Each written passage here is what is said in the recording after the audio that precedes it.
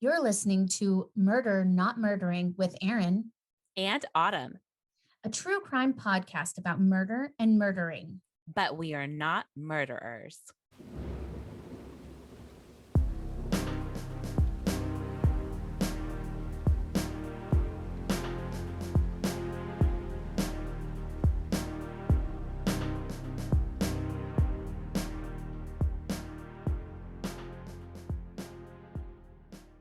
All right, everybody, we are back at Murder Not Murdering with Erin and Autumn.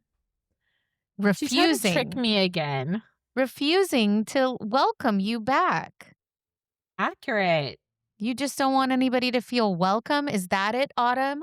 Yeah, no one's welcome. Not a Rude. single soul. So rude. Just making that energy, claiming that energy. Okay. Anyways, welcome back. We have had some good feedback on our last episode. So many people were so excited about that. And I guess, which I forgot about, and I kind of knew, there was a drama series back in the day about Betty Broderick. And a lot of people remembered that and were so excited to hear her story again. Wow. I think I saw pictures of that. It had Yeah. somebody famous in it. Yes. Oh, gosh. What was her name? She was in... I don't know. I remember it had somebody famous in it. Meredith Baxter. That's who it is. Right. Meredith Baxter. Yep. That's who it was. She's kind of a badass. Yeah. I thought that was a really fun episode. I was really hoping people enjoyed it, especially since I ventured into modern cases. So that was something new for me, more so. And yeah, we'll still keep you updated on Erin Patterson and what's going on with that. But then strangely, and I don't know if it's just my algorithm or what, but we posted about it. They found death cap mushrooms in Washington State where we live. And there was a posting on our local news channel to warn people about it. So Wild is that? it's crazy. It just popped up in my news feed and was just like, "Hey, Washington State residents, watch out. Death cap mushrooms. Can't have a little or you die." There you are. Can't have a little or you die.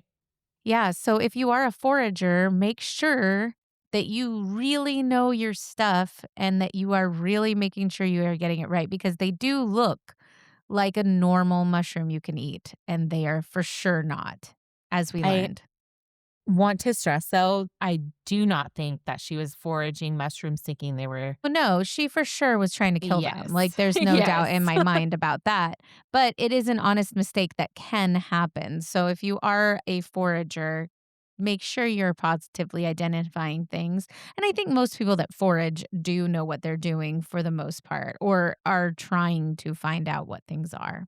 So, And don't feed them to your whole entire family if you're not sure. yeah, don't feed them to your whole family and not eat them yourself. So, yeah. No beef Wellington on the menu anytime soon. No. I'm going to do another modern case, Autumn. Oh, shit. I watched a documentary over the weekend and I decided that I was going to do this one crazy fucking case from that documentary. I never. The same one as me. My God, Was it what on if it Netflix? is? Yes, Okay.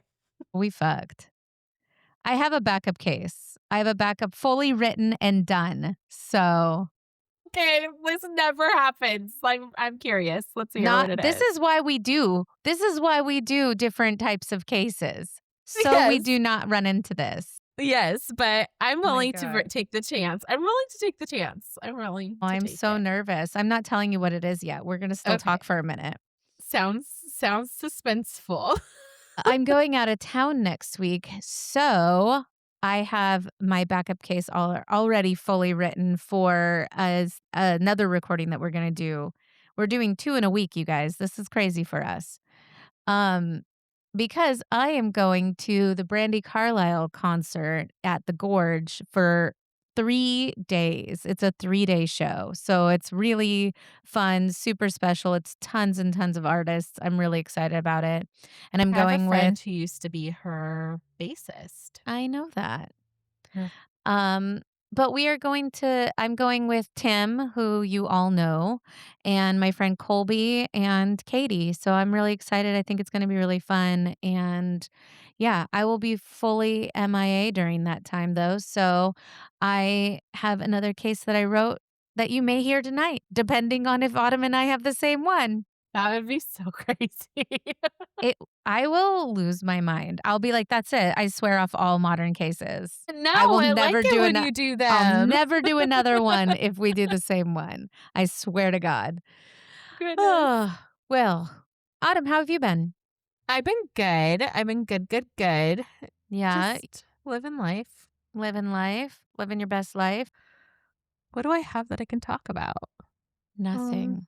Nothing in life. It's all over. There's a squirrel. Okay. No. No. Yes. What is It's this? It's not a bad one. Okay, just so you all know, I cut a ton of stuff out that Autumn is not going to say on air. And now she just started with there's a squirrel for her hot news going on in her life. So Yes. here we go, squirrel friends. We're going to find out what's the hot goss in the squirrel market where Autumn lives. Go. So we have a barbecue feeder. It looks like a barbecue and it's for birds and it's closed. And that's so that the squirrels can't steal the bird food. Well, this squirrel climbed up onto the barbecue and started going around in a circle until it unscrewed from the pole and fell on the ground, and he opened it up and ate all the bird seed. I thought it was funny. Wow. And then Oh God, more bird yes. excitement? Yes. I can't wait to find I out. know. And then Dustin put some peanuts in a little cup and put them in the bird bath so that the crows can get the peanuts, but the squirrels can't. Guess what? Did the squirrels get still them? got them. Oh, wow. Oh my God. My life is so enhanced for knowing that information. I knew it. I'm so excited that you're Who excited. Who knew It's this hot squirrel? Crazy times over here. Okay. So that's what's going on at Autumn's place. Yeah. Hope you guys are doing well after that. It's murder and animals in my life, okay? But not together. We don't murder the animals. Oh, God, I just no. like murder, Those are and the then I worst. like animals. In fact, I struggle if if I find out that there is an animal death in one of the cases, I'll usually skip Same. it. I It saw just this is too much meme. for me. Same. I saw this meme and it said, if a puppy dies in a movie, it's over. I won't watch it. But if I can relax to true crime all day long and serial killers and all that. But the minute an animal's dying, No, I'm out. done. I'm I'm out. out. Can't I handle can't. it. No, they're innocent, sweet little creatures. Yes, People they're are innocent. Human beings are flawed, and we do bad things. 100%. It's different. That's Way totally different. different. Totally And different. plus, as you all know, we are animal lovers, me and Autumn. Mhm. I have a menagerie of a zoo at my house. Yes, you do. And actually, we have a new addition. You do? I haven't even told you this. Oh my goodness. Let me guess. It's not a squirrel. Okay. I wasn't going to guess squirrel based on your reaction to my story of the squirrel. I was going to guess some sort of amphibian.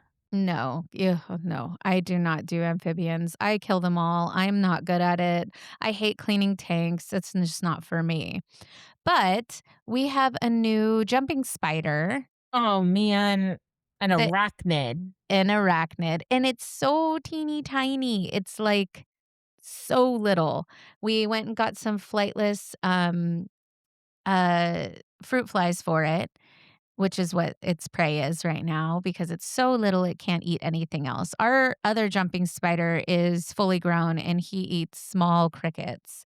And then our tarantula now, since I assume all of you want to know what they eat, our tarantula eats large crickets, but she used to eat superworms and also these hornworms that are blue and you may have seen them. Anyway, but now she refuses to eat those because she's an asshole. So is that like normal that they refuse to eat things like that or no? No. I mean, she will go on a hunger strike sometime for like 4 or 5 months.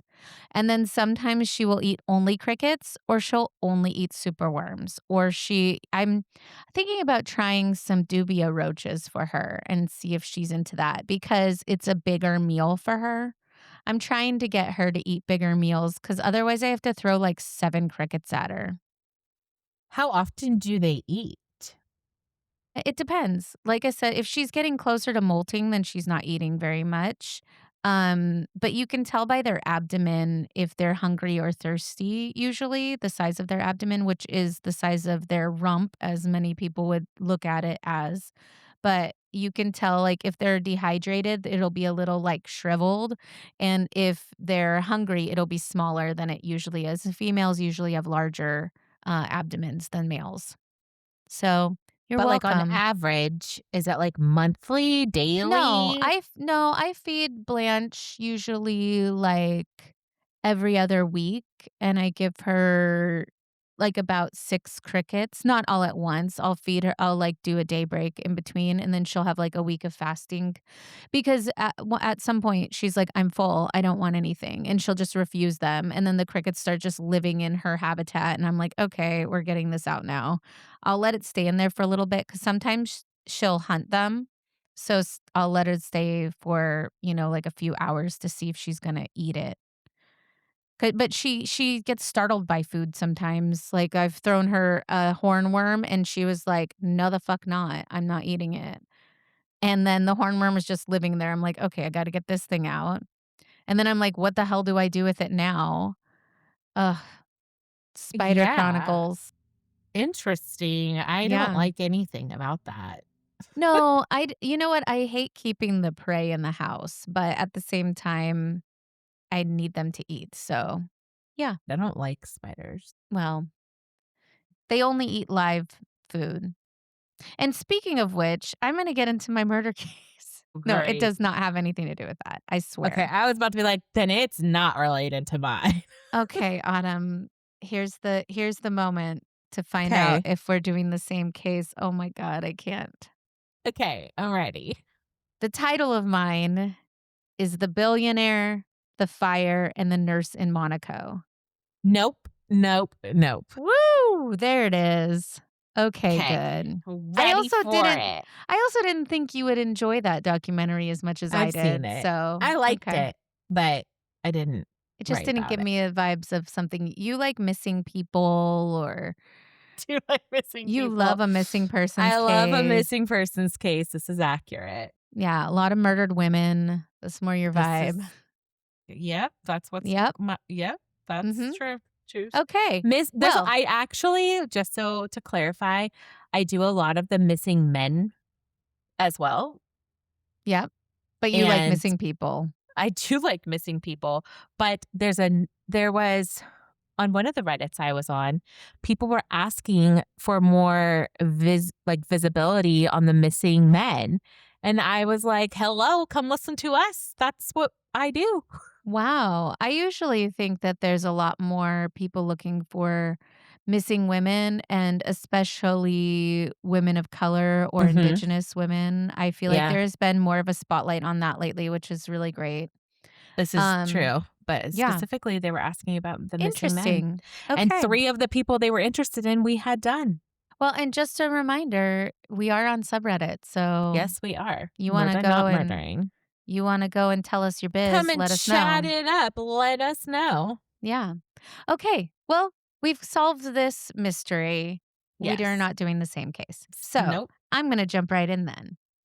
Sounds This is good. The Billionaire, the Fire, and the Nurse in Monaco. In December of 1999, one of the richest men in the world died trapped inside a bathroom in a Monaco penthouse fortress. At first, it sounded like an international assassination, masked intruders, Russian mobsters, a billionaire banker terrified of enemies, a fire in the middle of the night, a frantic nurse bleeding from stab wounds. And for years, people wondered if the wrong man went to prison. This is the story of Edmond Safra, the mysterious fire that killed him in Monaco, and the American nurse at the center of it all, Ted Maher.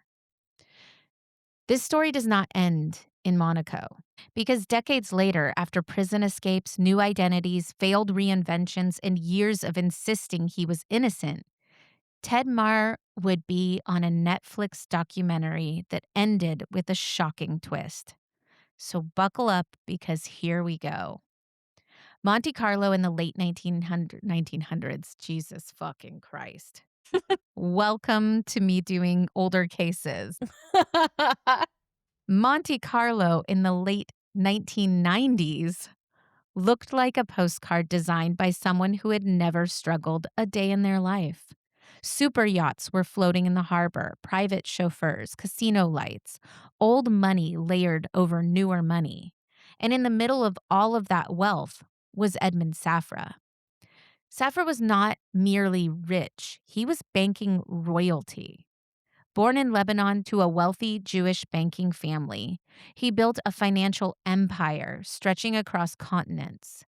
He founded the Republic National Bank of New York and became known for secrecy, connections, and immense wealth. By 1999, he was worth billions. But enormous wealth also attracts enemies.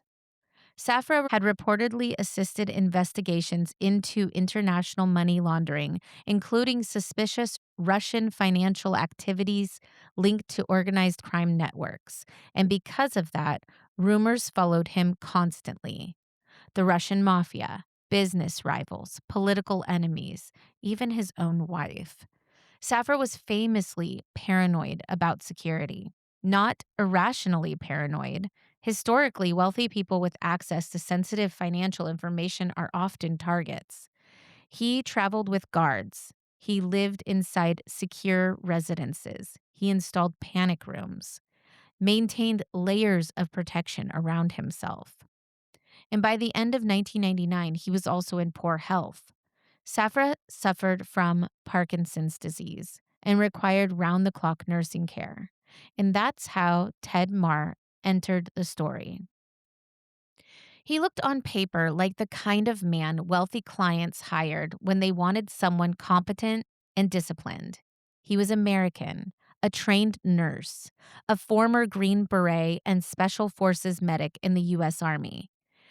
He frequently used his military background to establish his credentials as a bodyguard and a nurse. He was charismatic and confident. Ted had financial pressures back home in the United States. His wife and children were still there. The Monaco job paid extraordinarily well, though, around $600 a day with food and amenities included. That's nothing to scoff at. No, that's not at all. No, for Ted, it must have seemed like a life-changing opportunity.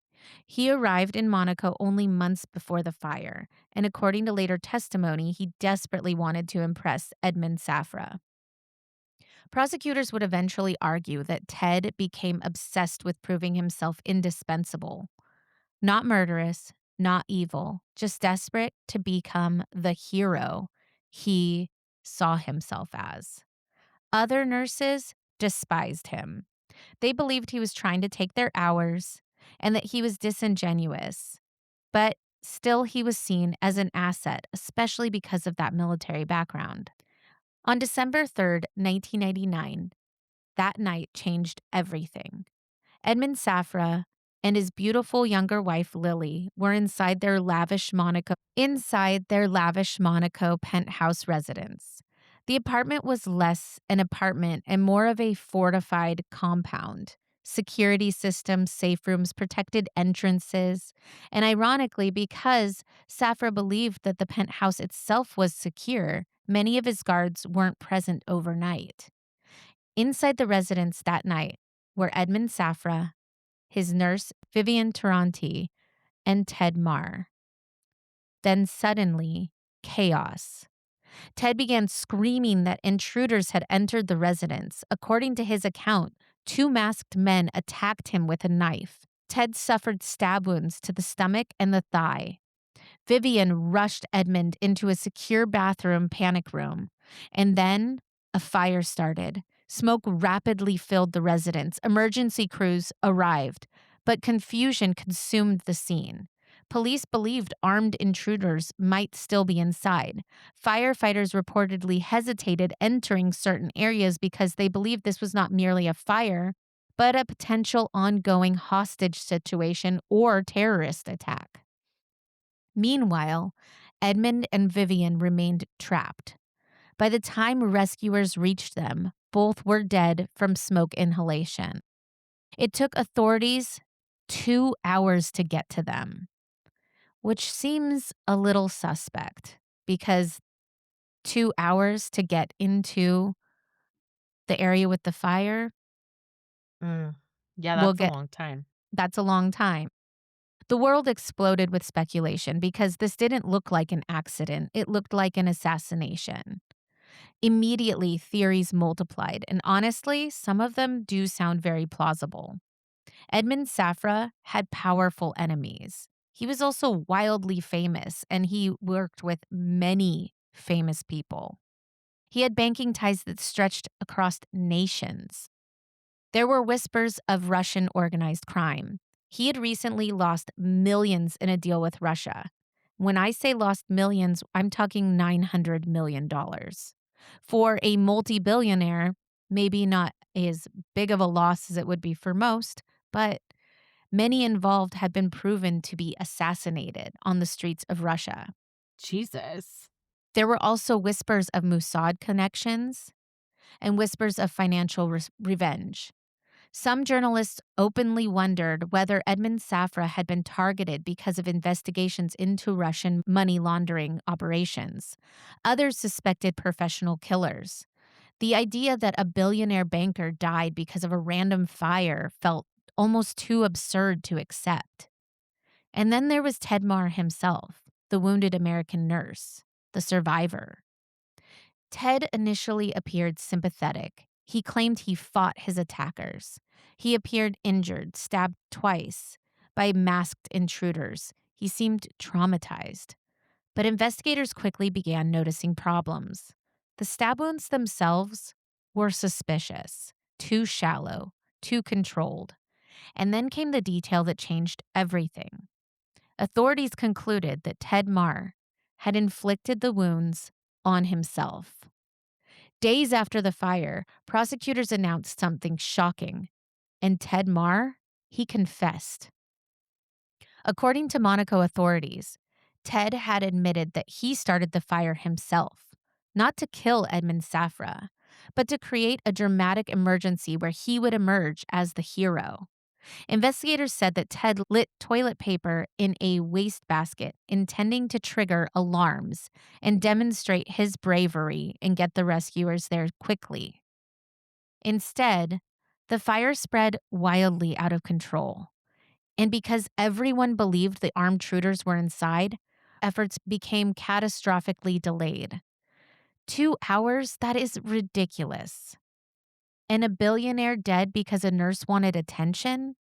Many people didn't buy that. Even seasoned journalists questioned whether authorities had simplified a far more sinister story. Writer Dominic Dunn publicly expressed doubts about aspects of the case, especially the extraordinary delays in rescue efforts. Ted himself later claimed that the confession had been coerced. He said investigators threatened his family. He said he was pressured, but still he insisted the intruders were real. And for years, conspiracy theories thrived. Because this case had it all, right? We had money, power, international intrigue, a dead billionaire, Russian mob ties, and a nurse claiming he was framed. All of this for the media was irresistible. The trial began in Monaco in 2002, and Ted Maher became one of the most hated Americans in Europe. Reporters flooded the courtrooms. The prosecution painted Ted as an insecure attention seeker who staged a fake attack trying to impress his employer. They argued that his fear of losing the best job he ever had is the reason why he set that fire. But he insisted he never wanted anyone to die. His defense attorney described the act as the most insane thing a human being could do, but argued it was never for murder. At one point, Ted reportedly called Edmond Safra the best employer he had ever had. And in court, he repeatedly portrayed the deaths as a terrible accident. What's happened is and will always be a terrible accident, he said just before the verdict. But prosecutors were unmoved. He directly caused the deaths. He trapped the victims. Ted Maher was convicted of arson causing death. He was sentenced to 10 years in prison. And yet, the story refused to die because many people still believed something about this case felt wrong. Then Ted Maher did something almost unbelievably stupid. He escaped prison. In January 2003, less than 2 months after sentencing, Ted and another inmate sawed through the prison bars and climbed out using a rope made of garbage bags. You cannot make this up. The entire thing sounds like a bad movie. Ted managed to get as far as Nice, France. He contacted a couple people back in America, including his wife, his lawyer, a priest, and then he was caught within hours. Ted, come on, dude. The escape only deepened the public fascination. It also makes him look guilty. To supporters, it looked like a desperation from a wrongly convicted man. To critics, it looked like the behavior of a manipulative narcissist who believed rules did not apply to him. Throughout his imprisonment, Ted continued proclaiming his innocence. He also gave interviews, getting lots of attention, repeated claims of coercion, maintained the intruder story, and interestingly, people continued to believe him. Not necessarily because they trusted him completely, but because Edmond Safra's world genuinely was shadowy and dangerous. When billionaires connected to international finance die under bizarre circumstances, conspiracy theories are almost always inevitable.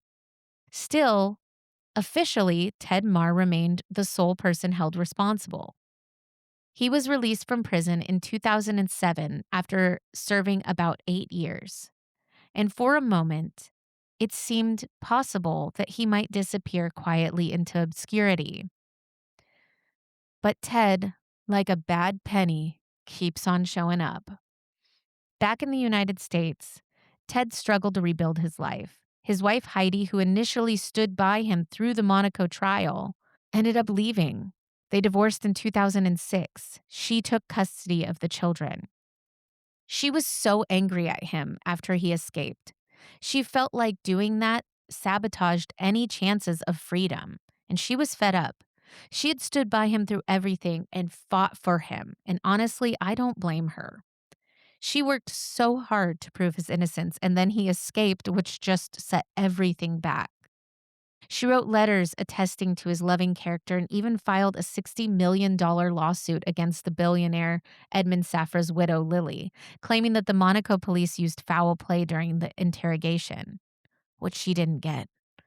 She decided to focus, at that point, on her 3 children and her own future, pursuing education to become a nurse practitioner, ultimately stating, "I just can't be there forever to fix his mistakes." And good on you, Heidi. Yeah, for sure. Ted Maher attempted to work again as a nurse. He's back in the States. But as soon as employers discovered his past, his nursing license was eventually revoked in Texas after authorities said he failed to disclose his conviction. Wow. Then Ted reinvented himself. A new name, a new life. John Green. It sounds cinematic, but this was very real. Under the new identity, he worked various jobs, including long haul trucking. And eventually, he met a physician in New Mexico named Dr. Kim Lark. At first, according to Lark, he seemed charming and funny, warm and comforting. He told her about Monaco, and importantly, he framed himself as the victim. He claimed that he had been falsely accused, and initially, Kim believed him. They married on Valentine's Day. She Oh, said, he said all the right things. He did all the things I needed my best friend to be. And for a while, it appeared that Ted/John had successfully rewritten his own story. They settled into a comfortable life. Kim had a lucrative medical practice, an $800,000 retirement account tucked away, and a home on 4 acres just outside of town. But then things began unraveling again. According to Kim Lark, Ted's behavior became increasingly erratic. There were allegations of harassment, restraining orders, and financial troubles. In April 2022, Kim noticed her checkbook was missing. But also, who's still using checkbooks? Anyway. right? Like, wait, but wasn't this Sorry. night? I mean, yeah. 2022, that's not that long ago. Yeah, that's true. But here's the thing, Autumn. The bank called Kim, and that's when she learned that her husband had been seen on bank security footage. He was trying to cash thousands of dollars in checks by forging her name at banks all over town. Prosecutors alleged that Ted burglarized Kim's office and stole cash, checks, a handgun, and personal items. Jesus. Authorities said that he attempted to cash a $44,000 check. Then he fled. So surprised. I'm shocked. Soon after, investigators said that he stole her vehicle and even, and this is the part that gets me, kidnapped her search and rescue dogs. For years, Kim and her canine companions had assisted FEMA during national disasters and law enforcement crime scenes. He could have taken anything except my dogs, she said. And I agree. Don't fuck with the dogs, goddammit. No, do not mess with animals. Even worse, one of the dogs was pregnant at the time.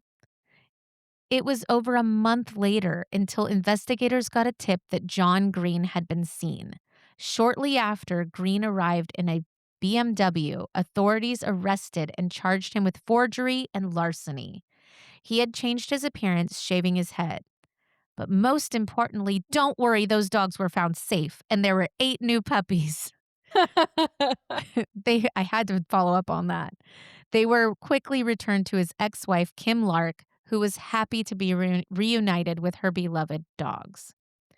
But again, this story sounds bizarre, almost too bizarre. Dog kidnappings, forgeries, all of this. And suddenly, Ted Maher, now John Green, was back in custody, back in the headlines, back in the criminal justice system.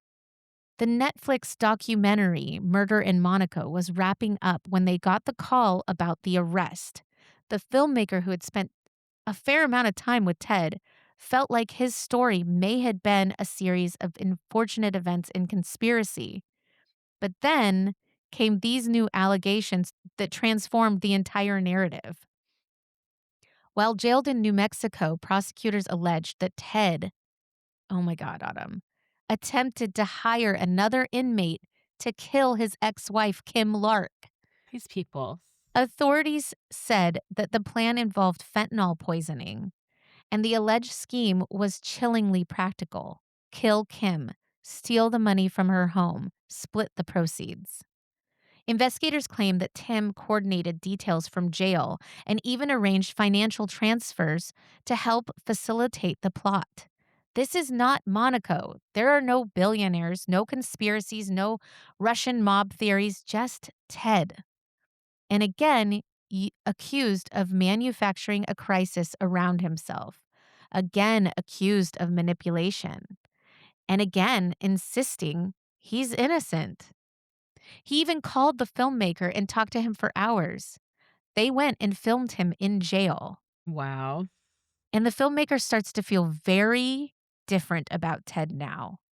He also found out, and this is a huge thing because if you watch the documentary, Ted himself is interviewed many times and he tells everybody about his background, but he finds out he was never a Green Beret or Special Forces. Shocker. But he brings it up a lot in the documentary. He's Yeah, sitting there. because he's a liar face. So at trial, Ted Maher denies everything. Absolutely not, he says, when asked if he tried to hire someone to kill his wife. He claimed he was framed yet again. He argued money transfers had all the money transfers had innocent explanations. That prosecutors just misunderstand him. But jurors deliberated only about an hour before convicting him. In 2025, he received a 9-year sentence for solicitation to commit murder. Kim Lark, his ex-wife, later said, "Honestly, I think everything out of his mouth is a lie. He is a con artist." And suddenly, for many observers, the Monaco case started looking different. Because if Ted Maher was truly capable of orchestrating another violent plot decades later, what did that say about the fire in Monaco?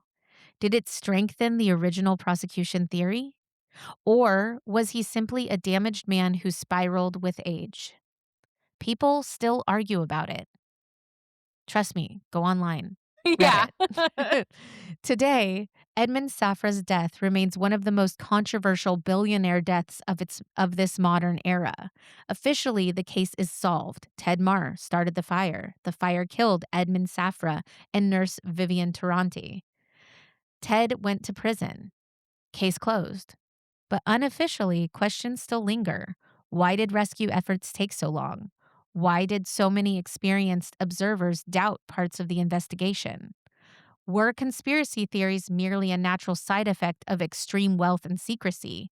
Or was there always more to the story? And perhaps strangest of all is that Ted Maher never stopped trying to reinvent himself. Nurse, hero, wrongly accused man, escapee, John Green, convicted conspirator. A man who spent decades insisting everyone misunderstood him, but in the end, after all the aliases and all the denials, he found himself exactly where the story began, behind bars.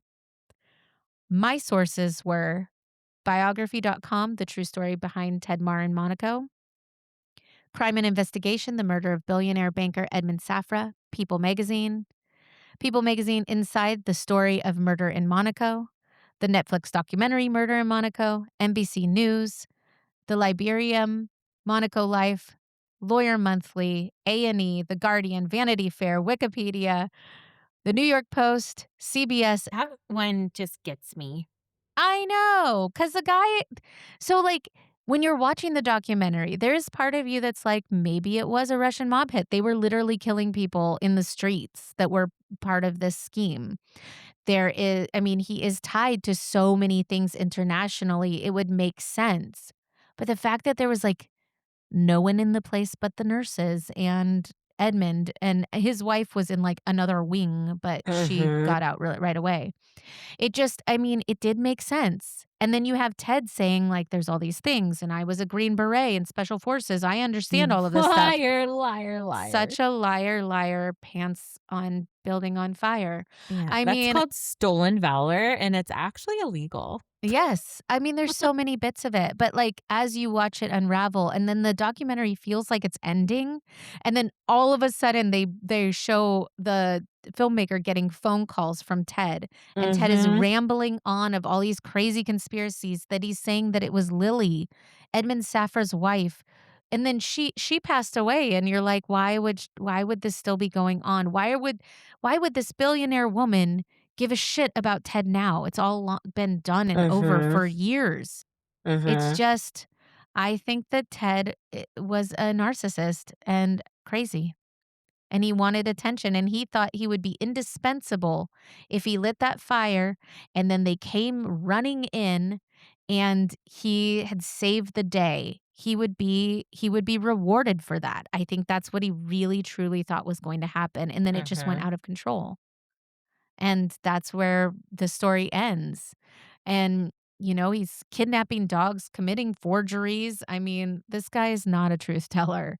So I Wild. believe he is exactly where he needs to be. And that he Yes. tried to fucking kill his ex-wife after all of this is done while he's in jail. I mean, I can't. But the documentary is fucking crazy. So if you do want to watch it, it's quite interesting. They lean more into like the famous ties that he had, like Bette Midler and a bunch of other like actors and stuff. They all were his clients. He was clients of so many incredible, like over the top famous people. So anyway, that's the story of Ted Maher and Edmond Safra. And I'm glad it's not the same as yours. Yes, me too, because I did not have a backup case. Perfect. Just as I planned it. Yes. Well, I had another one if needed, but I'm glad But we're luckily where we we're didn't at. need to use it. So No, it'll be up next week. And I'm going back to old time next week.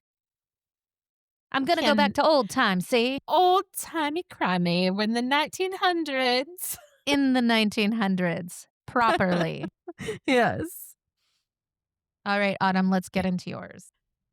There's some cases that feel especially difficult to listen to because from the outside, everything looks so painfully obvious.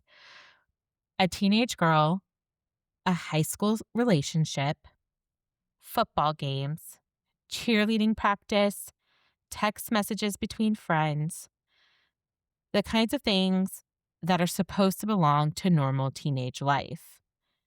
And that's what makes the murder of Emma Walker feel so haunting.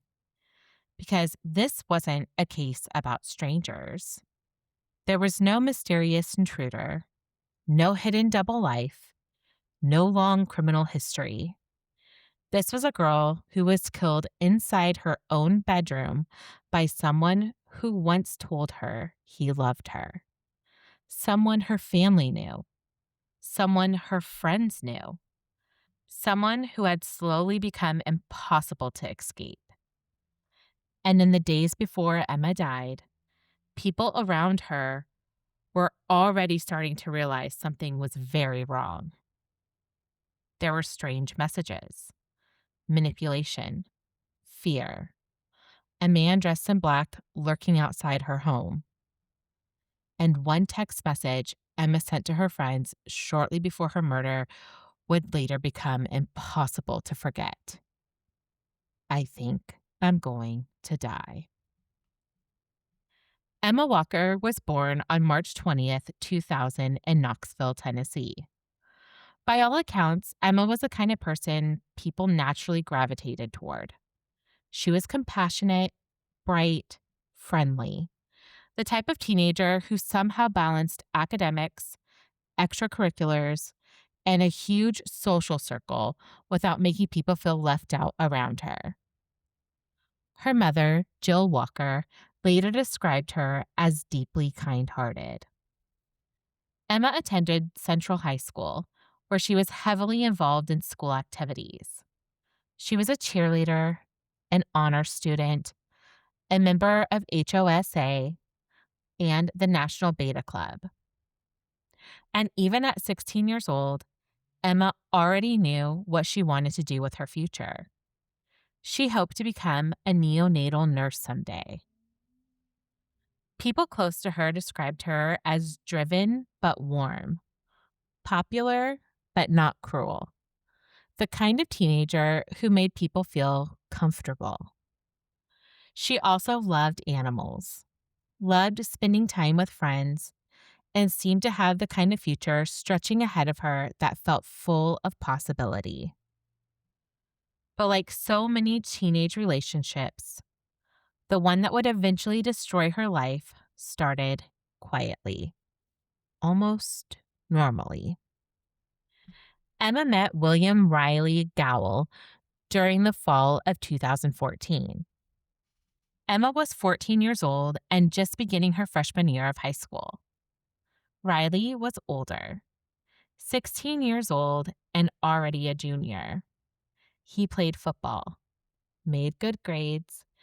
Friends described him as funny and somewhat nerdy, not necessarily the stereotypical arrogant athlete people might expect.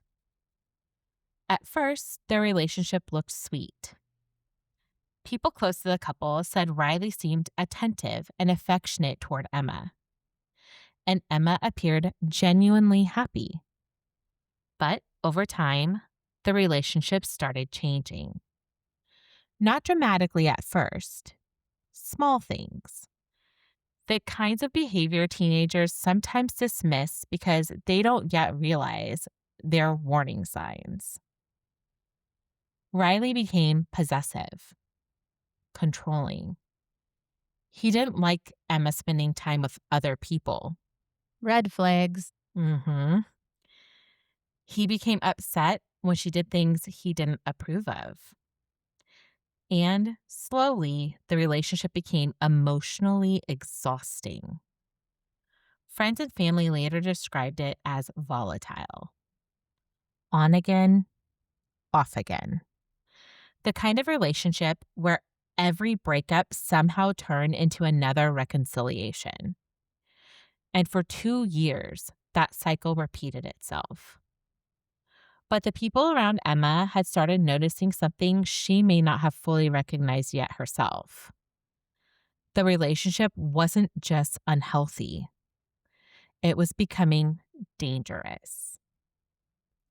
Emma's parents reportedly disliked the relationship almost from the beginning. They saw the emotional intensity, the instability, the manipulation. And eventually, in October of 2016, they made a decision. Emma was grounded and forbidden from continuing contact with Riley. For most teenagers, that might have ended things. But Riley refused to let the relationship end cleanly. Not surprised by that. Me either. But good on her parents for recognizing. Good on her parents. And honestly, you see so many of these times where guys isolate the person and then make it seem like everyone else is just against them for some reason. You know what I mean? Yep. And it just blows up. But if a lot of people around you are seeing that there's problems in your relationship, there's probably problems. Usually there's something there. Yeah. Especially if they're people that care about you. 100%. And according to prosecutors and witnesses later involved in the case, his behavior became increasingly alarming. He threatened suicide if Emma left him. He constantly contacted her, manipulated situations to pull her back in emotionally. At one point, Riley allegedly staged his own kidnapping. Oh my God. And somehow, that part of the story still feels surreal even years later. Because according to testimony later presented in court, Riley anonymously messaged Emma instructing her to leave her house, only for her to supposedly, quote unquote, find him unconscious nearby. Okay, bud. Right. The entire These narcissists, man, we are nailing it 2 for 2. 2 for 2. The entire thing appeared designed to make Emma panic, feel sympathy for him, and reconnect with him emotionally. But by then, Emma had started seeing through the manipulation. Good. Her friends later said she was angry, scared, and frustrated. Also, that's so fucked to scare her like that. 100%. If you love somebody, that's not what you're going to do. And most importantly, she was done. She wanted the relationship over. But Riley didn't seem capable of accepting that. Just days before the murder, Emma became frightened enough to text friends about someone dressed entirely in black lurking near her home. At the time, nobody knew exactly who it was. But Emma was unsettled. And underneath everything else, there seemed to be this growing sense that Riley's behavior was escalating. The pressure, the manipulation, the obsession, it no longer felt like teenage heartbreak. It felt unpredictable. Then, on November 18th, 2016, Riley stole a 9mm Glock from beneath the seat of his grandfather's vehicle. His grandfather immediately worried Riley might use the weapon to harm himself. But investigators would later believe the gun was taken for another reason entirely. If I can't have her, no one can. That's all I keep thinking. That's how I feel too. Yeah. By the night of November 21st, 2016, the situation had reached a terrifying point. At around 12:30 in the morning, Riley left his dorm room at Maryville College and headed toward Emma's neighborhood in Sturchy Hills. But before he did, prosecutors later revealed something chilling. Riley called a friend asking how to remove fingerprints from a gun. Oh my God. I mean, bro, not that I want you to get away with it, but you're already starting out in a really horrible situation. No, the amount of times we've seen like search engines results are like how to kill someone and hide Right? it. You know what I mean? 100%. Or how stupid criminals are. And thankfully they are, because what the fuck? For sure. But that is not, that's not the move, bro. Oh my God. The only thing I could say in his defense is at least he called his friend and didn't text him in writing. That is the only thing I could say. And we are not telling you even more. No, absolutely we are not telling you how to get away with anything. It's No, but it's a lot harder to know. You can see you called a friend, but you can't see the records. Even if you deleted text messages, they're coming back. But of course. Anyway, he called his friend to ask this question. Okay, because his friend's good at that stuff. I don't know anything about his friend, but his friend's probably like, what the fuck? Why are you asking me this?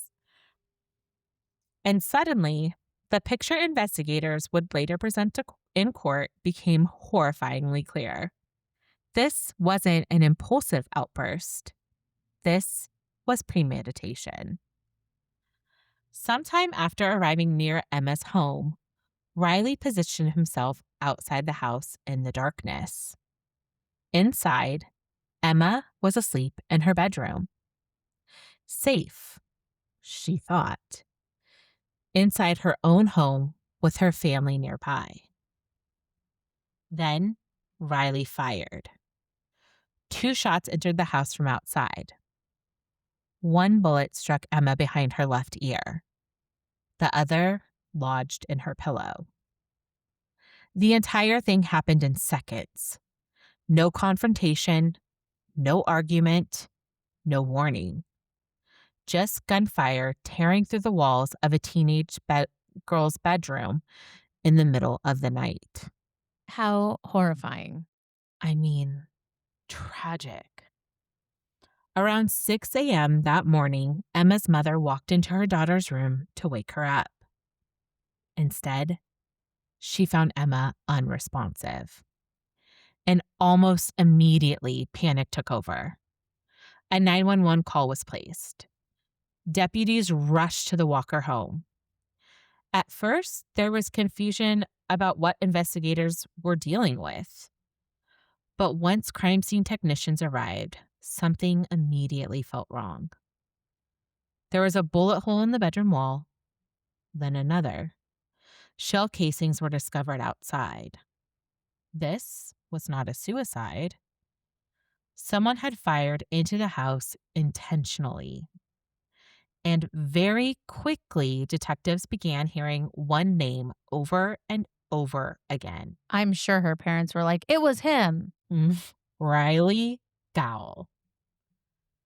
Detective Alan Merritt and investigators with the Knox County Sheriff's Office Major Crimes Division started interviewing Emma's friends and family.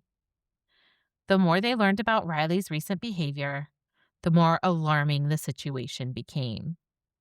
Friends described manipulation, threats, obsessive behavior, the fake kidnapping story, the figure dressed in black near Emma's house, and then one of Riley's own friends, Alec McCarty, revealed something critical. Riley had stolen his grandfather's gun. The same type of weapon investigators believed had killed Emma. When detectives questioned Riley, he denied having the gun. But almost immediately afterward, he began messaging friends, asking them not to speak to investigators anymore. Wow. I mean, this guy.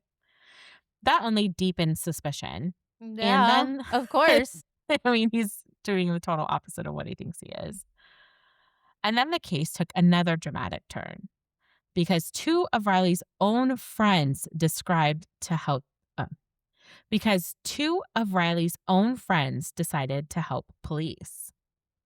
Alan McCarty and Noah Walton became convinced Riley was lying.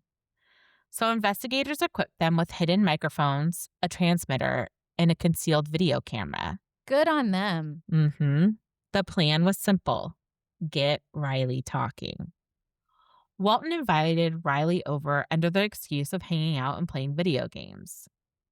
And during that meeting, Riley reportedly denied killing Emma, while also trying to convince his friends to tell detectives they had been drinking and didn't remember things clearly. But then Riley suggests they go to a wooded area known as the Bluffs. Investigators later believed he intended to dispose of the murder weapon permanently. Before heading there, Riley stopped at his stepfather's house. I don't think I'd go anywhere with Riley if I was his friend. I would either, but the detectives He's were... like, let's go to the woods. I'd be like, nah, I'm good. I know. The detectives were nearby. Listening, yeah. And listening. So that they probably were like, oh, shit, I guess we gotta go. Well, I mean, there's also the, I would be wondering if he was going to either dispose of it or, hide it or whatever. At least you'd be Or kill privy. Me. Just be like, Yeah. you guys are done with.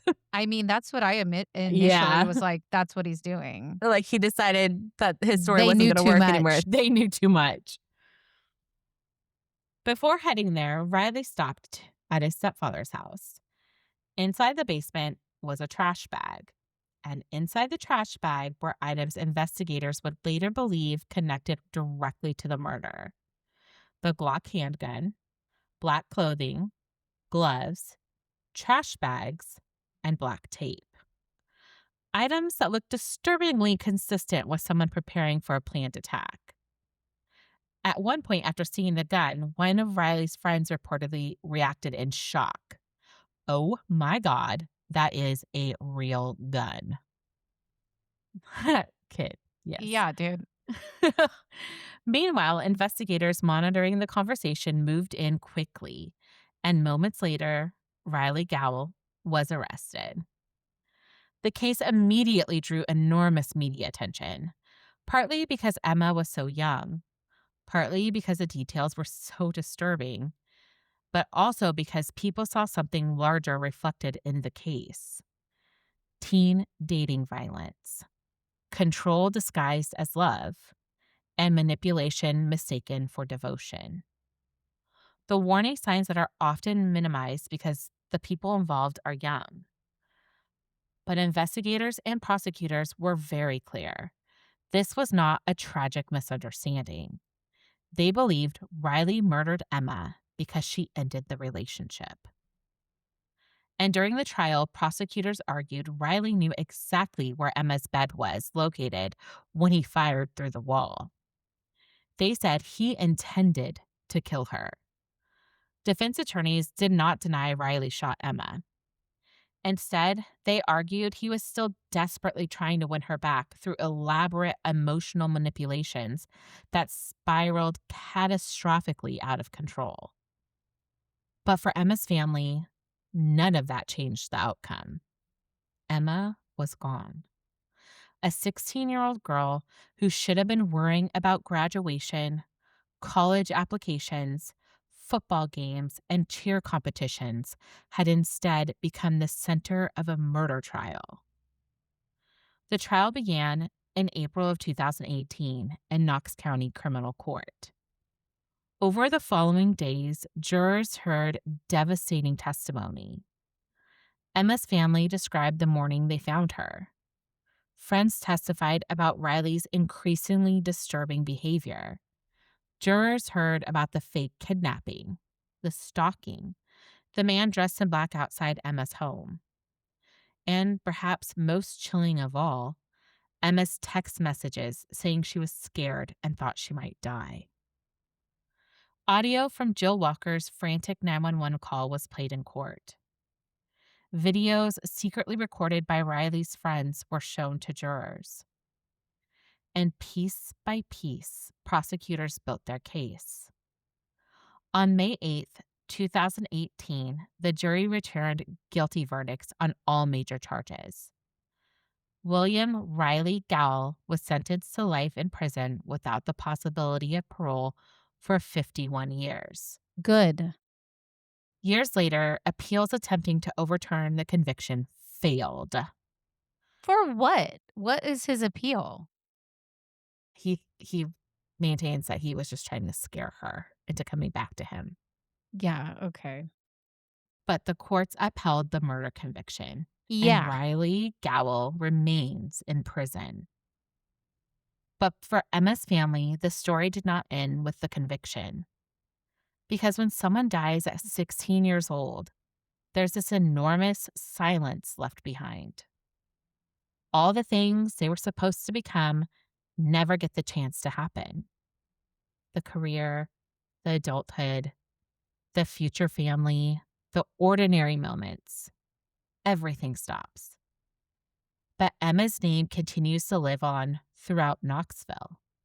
Scholarships were created in her memory. A dog park was named after her.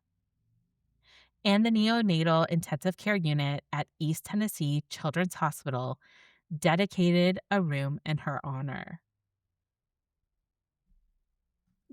I don't know, that part got me. A heartbreaking tribute to the career Emma once dreamed of pursuing herself. And maybe that's the one of the hardest parts of this case. Emma seemed to understand the danger before anyone realized how serious it truly was. She was frightened, trying to separate herself from someone becoming increasingly unstable, trying to gain control over her own life. But sometimes the most dangerous moment in an abusive relationship is when one person finally decides to leave. And in Emma's case, that decision cost her everything. Because this wasn't a crime committed by a stranger hiding in the shadows.